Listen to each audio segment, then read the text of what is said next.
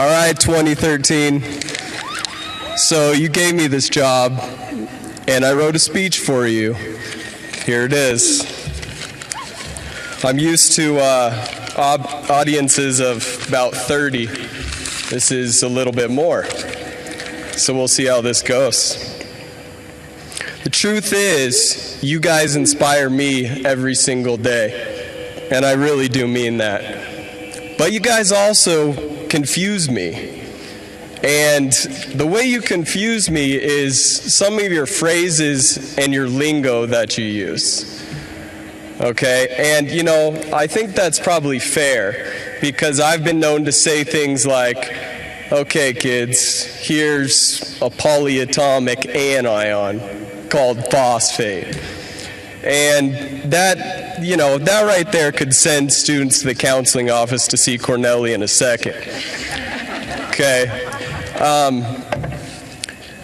This year, here's some of the phrases that you guys have thrown back at me that are semi-perplexing. Okay. This year I have heard, like a boss, bang bang, Murica, and make it rain. I even saw a parent over here with a Like a Boss t-shirt.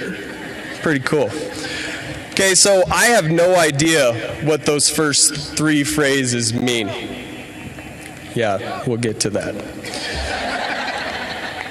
But the fourth one, I do know what make it rain means. I looked it up in the Urban Dictionary. And it means to take a stack of money, maybe 20s, 10s, whatever you want, hold it out like this and kind of make it rain bills. Am I right? Did I get it? All right. So when this kind of behavior would be acceptable or warranted, I have no idea. So I'm still confused by it. But it did get me thinking. I think I'll go into class tomorrow for the juniors and sophomores I got left. I think I'm going to make it rain quizzes. I'm going to walk in, instead of passing them out orderly. Yeah. Another notable linguistic pattern of you, 2013, is your strange references to Lord of the Rings all the time. Seems like every day in class it's Gandalf this, Frodo that, Samwise Gamgee, Gollum, the Ring, and the Fires of Mount Doom.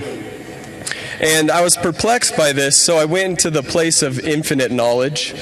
That would be the teacher staff lounge.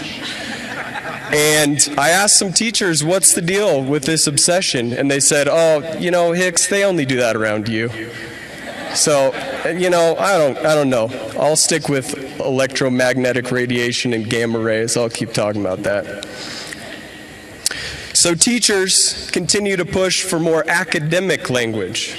You may have heard Mr. Peak say something like this: true or false? Article 3 of the Constitution outlines the judicial branch. Anyone? Anyone? Okay. So, as Mr. Peak so eloquently put this, you guys were coming up with other terms, like swagger. Swagger, I'm going to rat you guys out to your parents a little bit, because you gave me this platform to do that. And swagger, parents, I'll have you know that is a quite spicy term, especially when they shorten it to swag. Okay, so here's an example of how it might be used. You might hear one of these fine young lads out here say, that shorty got swag. And let me transfer that into normal English for you.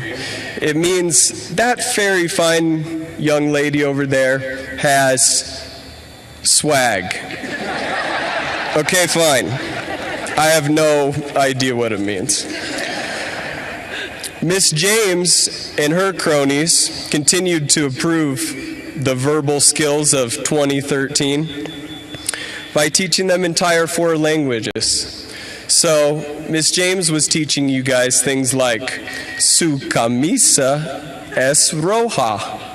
And Miss Jones was teaching you, this is going to be bad, is das ein Inchonchen. I really don't know what I just said. I hope it wasn't bad, Miss Jones. We'll talk. Anyway, while they were teaching you that, you were coming up with more cryptic phrases like, how could I not mention YOLO, the infamous acronym of the year. You only live once. The first time I ever heard this was from my mom, actually. Not the acronym, though. This was back in high school before the acronym was around. I'm pretty sure you guys got that from, like, Lil Wayne or that other rapper, K-E $ ha, right? Is that her name? Okay, well, my mom used to say this to me when I was growing up, and I heard it a handful of times, and I think it holds a lot of truth. But I also think that it can be seriously abused. The most memorable time that YOLO hit me was this. I had my first teaching job in Denver. I lived in a loft apartment. I had all my friends around me. Life was good. But I met this girl. She lived in San Diego. And I'm telling my mom this, and I'm saying, Mom, what do I do? You know, I've got this good life. Should I move to San Diego? And she looked at me, and she said, Caleb, you only live once. And I'll never forget that. So I packed my bags, and I told my friends, I got to go see about a girl. And I moved to San Diego. And the rest is history. YOLO worked a little too well in that case because now I have a kid. And I got a home mortgage and a pop-up camper. I even wear these little dad sunglass straps, okay? It's all good stuff. It's okay, my son's too young to understand that joke. So what I'm trying to tell you is this, 2013. In your life, please take some risks. However, don't abuse your own phrase. There are a couple ways I see YOLO abused. First is laziness. Now, I have not found you guys to be a lazy class. In fact, I've found you incredibly hard workers. But don't ever become lazy. Being lazy will get you nowhere in life.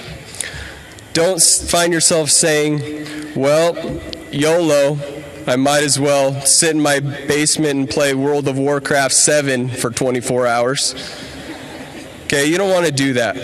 All right? You're not learning, you're not meeting people, you're not out there. Secondly, don't use YOLO as an excuse to make stupid decisions.